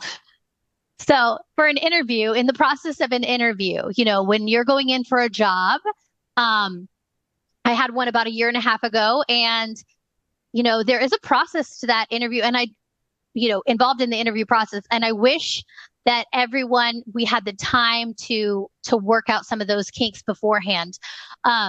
There's a lot of controversy involved in the interpreting issue in the field. And I wish that we were able to get some more information out there. But I mean, there's so many problems and challenges involved in that, and more deaf people, being involved in that process would reduce some of those challenges. There's a high percentage of people who are not working or who are underemployed because of the interview process. Yeah, that does. It applies to the work process for sure, to that, and the application process as well as the interview process, getting a job, where deaf people, are using a video phone, and they have to put down on their resume that this is something that they'll need, a video phone, when they send in that application. And they see this video phone number on the application, on this resume, and often they don't know what to do with that. So, and then, okay, this applicant is deaf. So yeah, that maybe there's some suggestions about, putting down a different number, like a typical hearing person's phone number. So if there's not that immediate indicator that the person is deaf, and they're having to use they're using this service. So yeah, the interviewing, asking, hey, can you provide an interpreter? Already it's like a barrier, an inconvenience, and we feel stuck in this process. Yeah, I wish attitudes could change, because in my experience of asking for accommodations,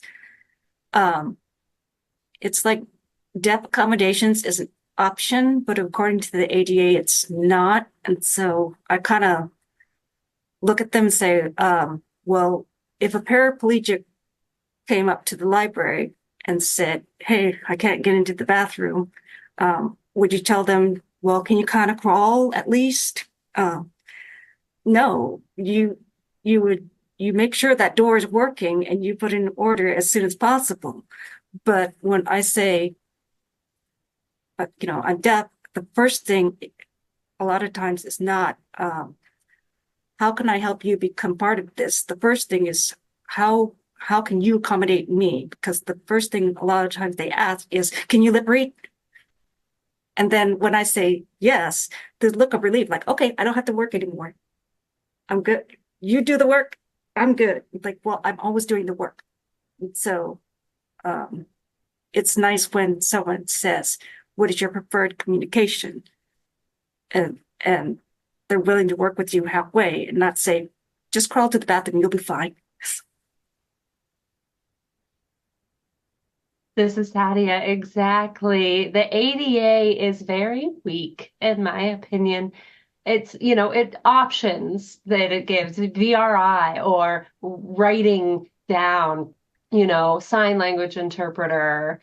But the ADA gives options instead of, we'll give you VRI for your doctor's appointment instead of a live interpreter in the office. And that's and deaf people have the right to the option,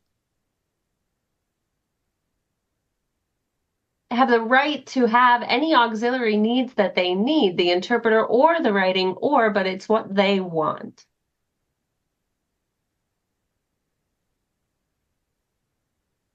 Right, they'd always try to give the easiest option. Well, captions are fine, so you can read, right? You can just use the captions. Like, no, I want an interpreter for this, and that's frustrating.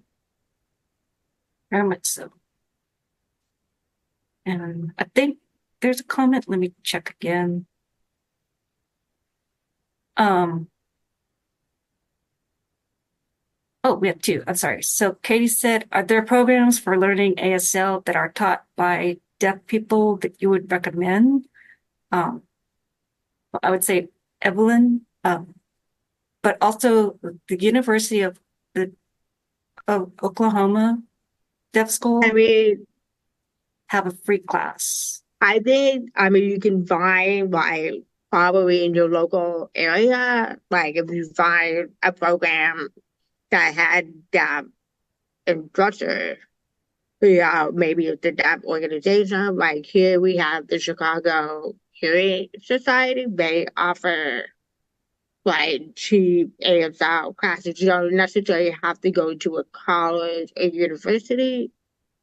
Um, but I don't recommend trying to teach yourself like from like online. I mean, you can, but again, you know, some people are good at it, but some are not, because there's no one to correct you. So, um, I think as long as it's taught by a deaf person or even a member of the community, like sometimes we have coders teaching, but um, I think it's always better in person than online, for sure. This is Brendan. Yeah, I wanted to add two things. So, Dr. Bill Vickers, and I spelled his name wrong, sorry, Dr. Bill Vickers, he runs LifePrint. It's a wonderful website, but again, there's no replacement for in-person. ASL is a visual three-dimensional language. You have to be able to see it all because there's so much that depends on how you use your space. And if you've only got a two-dimensional view, sometimes you miss stuff. And also, the video, a lot of times they will mirror your image. And so it's hard to figure out the orientation of right and left side, for example. And this is Sadia. I have seen more and more people who who have no exposure to deaf culture, but they will use platforms like Instagram and Facebook, and they will sign without any cultural or historical background, and and then they do things wrong, and then they pass that incorrect knowledge on, and it's damaging. People are basically stealing our deaf representation, and this is Brendan. I agree with that so much. And a lot of times, if a deaf person signs something wrong, the hearing people sign things incorrectly, and then will pass that knowledge on. Yes. And then second question is, how does the medical field's perception of ASL, hearing aids, cochlear implant, etc., impact hearing parents?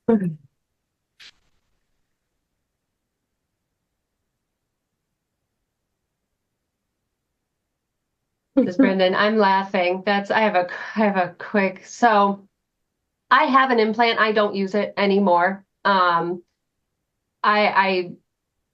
was implanted, and then trying to hear and process speech, but also process language as a sign language at the same time was exhausting. And so I don't use my implant anymore. But when I was in school, I was mainstreamed, and I was in an oral program. And then my mom, didn't want me in the deaf school, so I was mainstreamed. And the doctors,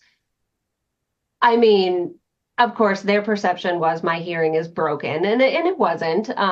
But a lot of hearing aid companies and cochlear implant companies market to doctors, and they tell the doctors, oh yeah, this can fix deafness, and then the doctors pass that information, that perspective on to hearing people. Right. It's important to have options, communication options, mainstreaming or a deaf school, implanted, aided, what have you, or nothing. And at work, I have seen multiple audiologists that I refer clients to, then they don't sign at all. There's a negative connotation with the sign language, and they tell these clients, you need to get implanted, you need to get a hearing aid. And then they come to me complaining, that I'm being oppressed. They are oppressing me because they're telling me things like you have to use your voice. Every time I refer a deaf client for a hearing evaluation, they say, use your voice for the test. You have to use your voice for the test. And it's sad. And I've gone to the audiologist's office and I've encouraged them, and they, I've been saying, you can't really force them to use your voice. And they say, well, I'm an audiologist. I have a master's degree. This is what I was taught. They should use their voice. And you just kind of grin and bear it. And at the same time, I encourage people, to go become speech therapists or audiologists. I always encourage those people in those programs to take a sign language class because they're going to see deaf people for the majority of their career. And sign language, it should be a part of the degree. It should be a requirement to communicate with the community you want to serve. Definitely.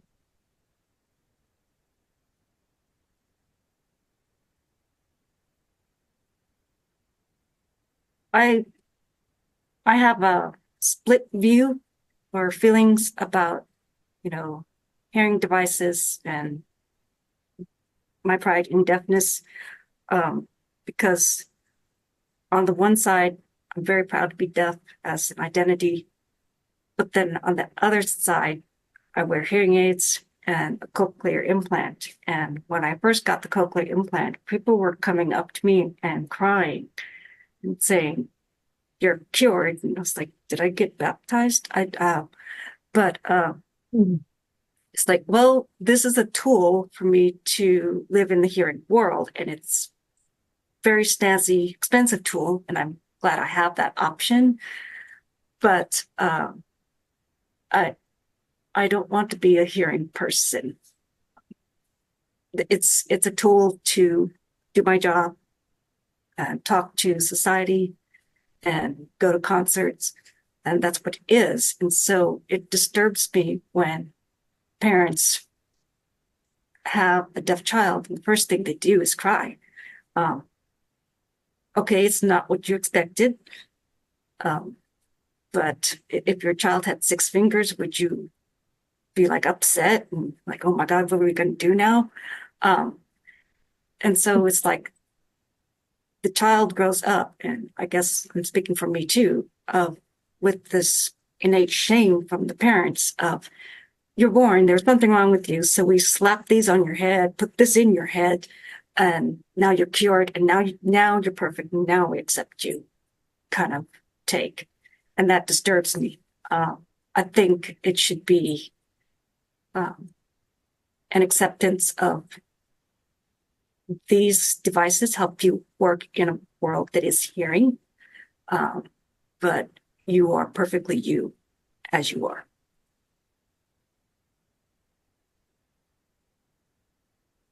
Right. Well said. I think we've run overtime, so. Well, I just wanted to say what an honor and a privilege to host this event. Thank you, Casey and Alicia, Brendan, Evelyn, Sadia, Brad, for sharing your wisdom. We're committed to ensuring that all of this is also available online and part of the searchable online world out there, including being added to the AI training data set on this topic. And so thank you again for your time and your wisdom. I also want to thank our entire team, Matsuko Friedland, Nicole Azoff, and all of their help in coordinating everything. Many of you on the panel, all of you on the panel, interacted with them at some point. Also, Fredo Alcantar and Caitlin Price for their tireless tech support. Thank you, Caitlin, for joining us and taking care of us. Nicole Purviance, our director of marketing, and Vivian Zuo, our events coordinator. So that long list also goes to show how much time, resources, and dedication it takes to support and surface communities and to make sure they have a stronger voice. And so we're really, again, delighted to be part of that. A full transcript and recording will be available online. Let me drop, or it'll be available on our website. And then finally, please join our YouTube channel. I'll drop that in the chat. Please, as they say, like and subscribe.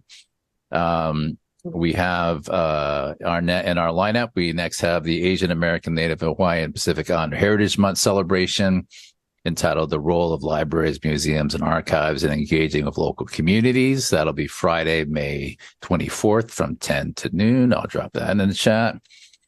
And then we'll also be celebrating Juneteenth Day. And the title there will be Standing Strong for Freedom, and that'll be on June 19th, also from 10 to noon. And we are fast organizing a Pride Month symposium as well, but we haven't set a date yet for that. So again, I would thank you very much for being part of this symposium. Your support keeps us going strong. This is our 3rd annual. And if anyone has an idea for our 4th annual, please let us know. We'll be in touch about that as well. So again, thank you for joining us. Casey, any final words before we say farewell? Okay, so let's give everybody a loud round of applause again. Thank you so much. Actually, yes, please.